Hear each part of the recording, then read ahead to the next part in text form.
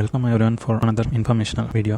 So today we are going to look into real estate investment in India. One of the top priorities for everyone is housing, along with retirement, children's education. So we are going to see today, is housing really an investment? So the $1,000,000 question is, do you go for flats or plots? Flats are more affordable but depreciates after a while. After certain years, it can be sold at the plot value only, and individual flat owners will only get equity. The more number of flats there is, the lesser value you will get. So it is depreciating in value, and definitely not an asset. So coming to individual plots, they do continue to rise in value, so it is safe for long term. Doesn't affect the resale value, relatively safer that someone will buy it from you if it's in a decent location. It is definitely an hard asset. It may not beat other investments, but a decent asset.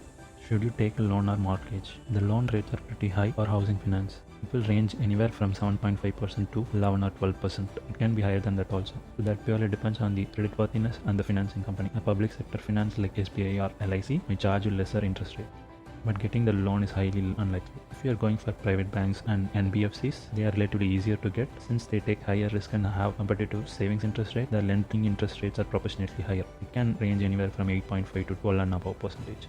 The trap of the loan: the longer the tenure and higher the interest amount will be higher than the loan amount. So let's get to the numbers. Considering you get a loan for 50 lakhs for 20 years at 8% interest, the total interest accrued would be equal to 50 lakhs. So you will be paying for 1 crore for a house value of 50 lakhs. For the similar loan amount, if the loan tenure was for 30 years, the interest accrued would be equal to 82 lakhs. So now you will be paying a total of 1.32 crores for a house value of 50 lakhs. Let's say the tenure is for 10 years. Now the interest accrued will be only 22 lakhs. The total amount you will be paying is 72 lakhs. For 5 years, you will be paying around 60 lakhs. So now you get the point. The lower the tenure, the total payable will be drastically lesser. So it is about hitting the sweet spot. Yes, no one has the money to buy a house up front, but at the same time, paying over 10 years is a financial travesty waiting to happen. Sweet spot would be around 7 years. And another rule is, you have to save about 60 to 70% of the down payment and buy based on your affordability. If you can't afford in main locations, it's okay to get it in nearby areas, which is not as expensive. So where did we get the concept of house is an asset? Definitely it is priceless to have a place to live in, but if you are using it as rental without having multiple rental spaces in a single plot, you will not get the value back for your property. So why do property sellers sell it that way? Because house flipping is all about commissions and margins and marked up prices. So they will tell you that it is an asset.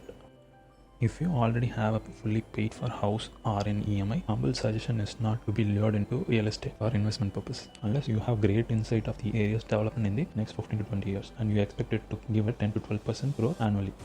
There are many real estate investors who will swear by this. Example, Rich Dad Poor Dad author Robert Kiyosaki, 10x author Grant Cardone. But the situation is variable in different economies. In developed economies like USA, the EMI and the rent value is equated. They would suggest you to buy it in EMI and give it to rent, which definitely does not work in markets like India unless you have multiple spaces in your rental property. Thanks for watching this video. Please hit the subscribe button and like button and watch out for my other videos. Thanks.